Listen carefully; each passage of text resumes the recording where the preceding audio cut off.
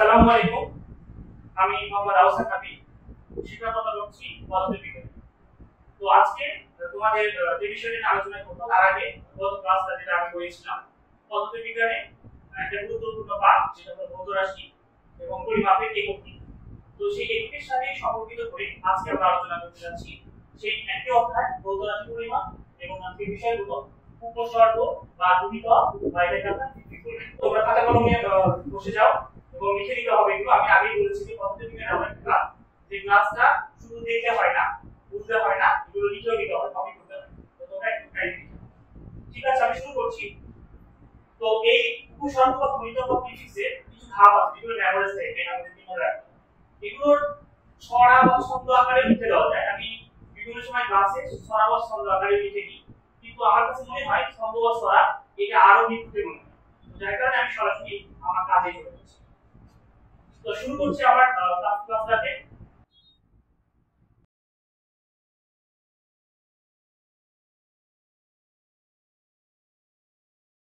প্রথমে শুরু করছি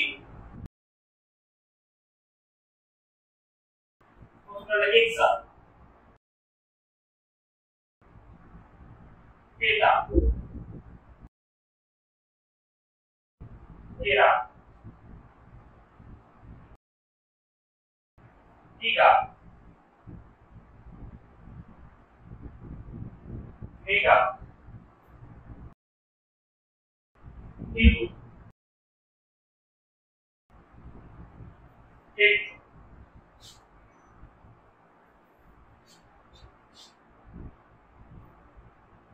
ডেটা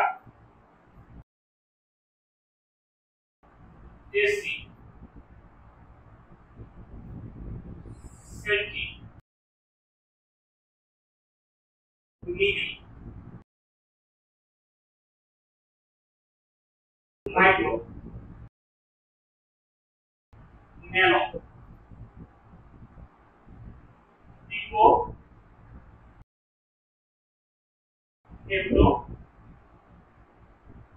হেক্টর। বন্ধুরা তোমরা লিখে নাও, এটা লেখা হয়েছে এক্সা টেটা tera giga mega kilo hecto ডেটা deci centi milli micro nano pico হেক্টর বা অটো বলতে পারো, এটো বলতে পারো। এগুলোর আবার সংক্ষিপ্ত রূপ আছে, এটাকে আমরা কোটি বলে থাকি। তোমরা রাসায়নিক বিজ্ঞানে জেনে থাকবে যে কোনো মোলের কোনো নামে বলা হয়। আমরা কোটিটা পাশাপাশি দেখছি। এক্সাক্টলি আমরা দেখতে পাবো এটা শুধুমাত্র কি বলে এটা, এটা হলো capital P, tera capital P, giga হলো capital C, mega capital M, kilo small K, hecto H, একার ডি এ এটা small D, D A, deci হলো শুধু D, centi C, milli M, micro এটাকে মিল বলা হয়, ন্যানোর এ, পিকোর পি, টেমটোর এফ, অ্যাটোর ই। খেয়াল করো এখানে একটু প্রবলেম হতে পারে, তোমাদের কয়েকটা জায়গাতে প্রবলেমগুলো আসবে, সেগুলো আমি একটু বলে নিই। যেমন এখানে তোমরা দেখতে পাচ্ছ মেগা, এই মেগাকে আমরা এম দ্বারা প্রকাশ করছি, আবার মাইক্রোকে মিলিকে আমরা এম দ্বারা প্রকাশ করছি। তো আমরা কেমন চিনব যে এই capital M R small M এর মধ্যে পার্থক্যটা এটাই যে মেগা যখন আমরা লিখবো তখন ক্যাপিটাল এম লিখবো, আর মিলি যখন লিখবো তখন স্মল এম। তার মানে স্মল এম বলতে বোঝানো হয় হলো মিলি, আর ক্যাপিটাল এম দ্বারা বোঝানো হয় মেগা। আচ্ছা, আরেকটা জায়গায় প্রবলেম হতে পারে, সেটা তোমরা দেখতে পাচ্ছ পেটা, এই পেটার জন্য পি, আবার পিকোর জন্য পি। তো এই জায়গাটা ঠিক মনে রাখবে যে পেটার জন্য ক্যাপিটাল পি আর পিকোর জন্য স্মল পি, এই দুটো জায়গা মনে রাখবে। তো আমরা এই সূত্রগুলো লিখে দেব, এই সূচক বা গুণিতকগুলো লিখে দেব। এক্সাম মানে হলো পাওয়ার হলো 10 টু দি পাওয়ার 8 80, এটা মানে হলো 10 টু দি পাওয়ার 50, এটা মানে হলো 10 টু দি পাওয়ার 12, গিগা মানে হলো 10 টু দি পাওয়ার 9, মেগা মানে হলো 10 টু দি পাওয়ার 6, কিলো মানে হলো 10 টু দি পাওয়ার 3, হেক্টর মানে হলো 10 টু দি পাওয়ার, ডেটা মানে হলো 10 টু দি পাওয়ার 1, ডেসি মানে হলো 10 টু দি পাওয়ার -1, সেন্টি মানে হলো 10 টু দি পাওয়ার -2, মিলি মানে হলো 10 টু দি পাওয়ার -3, মাইক্রো মানে হলো 10 টু দি পাওয়ার -6, ন্যানো মানে 10 টু দি পাওয়ার -9, পিকো মানে হলো 10 টু দি পাওয়ার -12, হেক্টর মানে হলো 10 টু দি পাওয়ার -50 এবং অ্যাটো মানে হলো 10 টু দি পাওয়ার -8। একটু বন্ধুরা তোমরা কি দেখো তোমরা এই মানগুলো তোমাদের জন্য অনেক কঠিন মনে হতে পারে, কিন্তু আমার মনে রাখার জন্য একটা টেকনিক ফলো করো। তোমরা একদম প্রথমে যদি চলে যাও, দেখো লেখা আছে এক্সাম, প্রথমে লেখা আছে এক্সাম, এক্সাম পাওয়ার কত বা সূচক কত আমরা দেখতে পাচ্ছি 10 টু দি পাওয়ার 80, অর্থাৎ 18, 10 টু দি পাওয়ার 18। ঠিক আছে, এই 18 থেকে শুরু করে একেবারে আমাদের কিলো পর্যন্ত যদি আসি আমরা, তাহলে এখানে 3 করে করেছি। তারপরে দেখো 18 পর হলো 15, তারপরে 12, এভাবে 3 করে কমেছে। তারপরে এই ভেক্টর থেকে শুরু করে একদম মিলি পর্যন্ত আবার হলো 1 করে কমেছে, পাওয়ার 1 করে কমেছে। তোমরা দেখো এটা 2, এটা 1, এটা -1, এটা -2, -3। তারপরে আবার 6 থেকে শুরু করে এই 18 পর্যন্ত এটা কত কমেছে, আবার 3 করে কমেছে। তাহলে যদি এভাবে তোমরা মনে রাখো তাহলে সহজ হবে। তো একটু মনে রাখার জন্য প্রথমত যেটা আমি বলেছি একটু এভারেজ টাইপের, তোমাদের প্রথমে সিরিয়ালটা মনে রাখতে হবে। সিরিয়ালটা মনে রাখতে হবে, যেমন আমি মনে রেখেছি এক্সা, পেটা, টেরা, ডেকা, মেগা, কিলো, হেক্টো, ডেকা, ডেসিসি, মিলি, মাইক্রো, ন্যানো, পিকো, ফেমটো। এভাবে তোমাদেরকে পর্যায়ক্রমে মনে রাখতে হবে এবং পাওয়ারগুলো তোমাদের কি করতে হবে, এই পর্যায়ক্রমে মনে রাখতে হবে। যে আমাদের এক্সা থেকে কিলো পর্যন্ত 3 করে কমবে, হেক্টো থেকে মিলি পর্যন্ত 1 করে কমবে, মাইক্রো থেকে অটো পর্যন্ত 3 করে কমবে। এইভাবে মনে রাখলে এটা সহজ। তো এখানে এই বিষয়টা তোমরা প্রথমে মনে রাখবে, তারপরে আমরা কিভাবে এখান থেকে কি গাণিতিক সমস্যাগুলো কিভাবে আসে সেগুলো তোমাদের প্রথমে শিখতে হবে। তো আমার সাথে তোমরা খেয়াল করো, তাহলে বুঝতে পারবে। ঠিক আছে বন্ধুরা, আমি এটা বুঝে দিচ্ছি, তোমরা হয়তো লেখা হয়ে গেছে সবাই, আমি এটা বুঝে দিচ্ছি।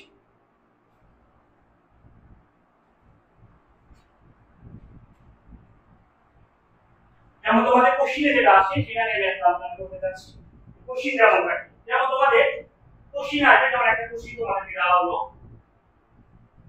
যে 1 মাইক্রোমিটার সমান কত হেক্সামিটার, এটা তোমাদের কোশ্চেন করা হবে। খেয়াল করে দেখো 1 মাইক্রোমিটার, মাইক্রো আমরা জানি 1 মাইক্রোমিটার সমান কত হেক্সামিটার। এটা কিন্তু যদি তোমরা নরমালি মুখোমুখি করতে চাও বা যদি কোনো প্রসেস মেইনটেইন না করো, তাহলে তোমাদের জন্য প্রায় অসম্ভব হয়ে যাবে এবং আরো কঠিন হয়ে যাবে যখন এর সাথে টেন যুক্ত হবে। তো আমরা এটা সহজেই করতে পারি যদি তোমরা আমাকে এটা ফলো করো। তো আমরা সমাধান করছি, এটা সমাধানটা শুরু করছি। খেয়াল করো, দেখো কত সহজে এটা কি সমাধান করা যায়। এটা সমাধানটা খুব সহজ হবে। তোমরা প্রথমত যেটা করবে, তোমরা দেখো দুটো পক্ষ আছে, একটা বাম পক্ষ একটা ডান পক্ষ। আমরা জানি যে একটা সমীকরণে দুটো পক্ষ থাকে, একটা বাম পক্ষ একটা ডান পক্ষ। সেই নিয়ম অনুযায়ী যদি আমরা দেখি, তাহলে এটাকে আমরা বাম, এটাকে আমরা ডান বলছি। তো বামটাকে আমরা প্রথমে লিখবো, তাহলে আমরা জানি সমাধানে আমরা প্রথমে লিখবো, আমরা জানি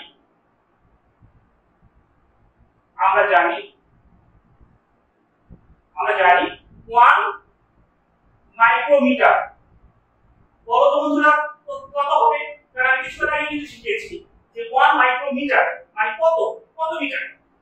তোমরা কি বলতে পারছো? হ্যাঁ, তোমরা বলতে পারছো যে অবশ্যই তোমাদের মনে আছে 1 মাইক্রোমিটার মানে হলো 10 টু দি পাওয়ার -6 মিটার। কি মনে পড়ছে তো সবার? সবাই একটু খেয়াল করে নাও, আমার বলার আগে হয়তো তোমরা লিখে ফেলেছো। তারপর আমি আবার স্মরণ করানোর জন্য লিখে দিলাম 1 মাইক্রোমিটার মানে 10 টু দি পাওয়ার -6 মিটার। ওকে বন্ধু, তারপর আমরা আরেকটা লিখছি, কারণ এই পাশে আছে আমাদের হেক্সামিটার। তাহলে 1 হেক্সামিটার সমান কত?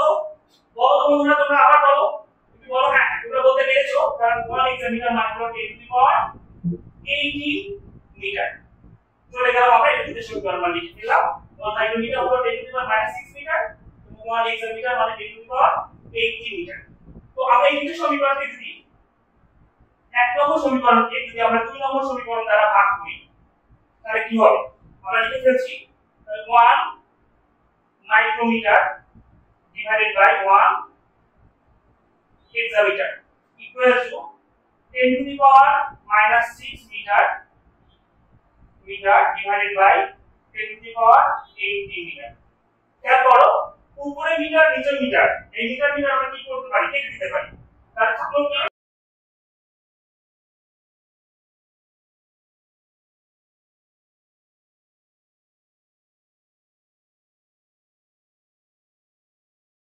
এটাকে যদি আমরা উপরে নিয়ে আসি, এটাকে উপরে নিয়ে আসি, তাহলে 1 মাইক্রোমিটার সমান divided by 1 hexametre equal to, এটা মিটার চলে গেল, তাহলে কত হবে? 10 to the power -6 divided by 10 to the power 18।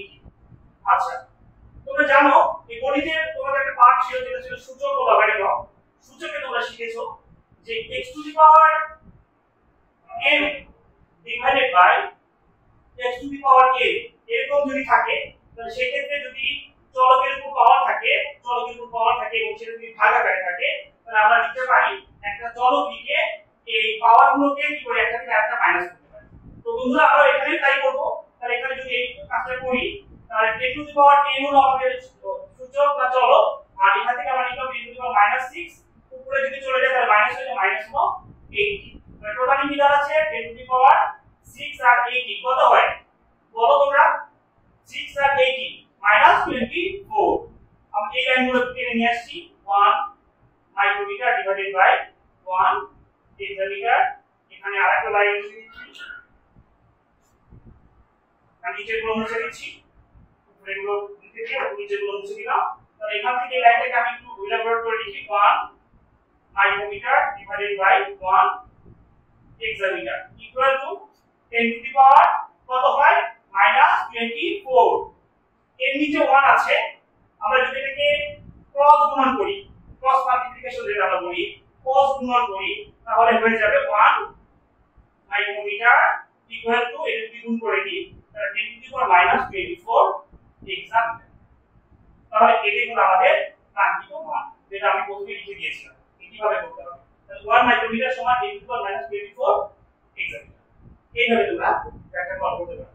তো এই প্রসেসটা যদি তোমরা মেইনটেইন করো, যদি এখানে সূচকের কাজটা তোমরা যেহেতু 9 করো, তো সেই ক্ষেত্রে তোমরা অবশ্যই সূচকের কাজটা শিখেছো, খুব সহজেই কিন্তু এটা হয়ে যাবে। কারণ তোমরা জানো যে নিচে প্লাস ছিল এর মাইনাস হয়েছে, এখানে কি ছিল এখানে প্লাস আছে এর মাইনাস হয়েছে, দুটো মাইনাস কিন্তু যোগ করে কিন্তু -24 হয়েছে। অর্থাৎ এইভাবে আমরা ম্যাথ সলভ করব।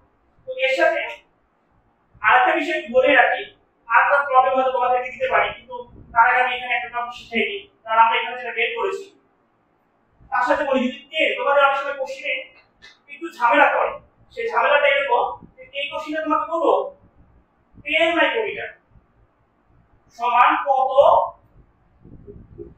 হেক্টোমিটার, এই প্রশ্নটা তোমাকে বলবো, এখানে 10 দিয়ে দিই।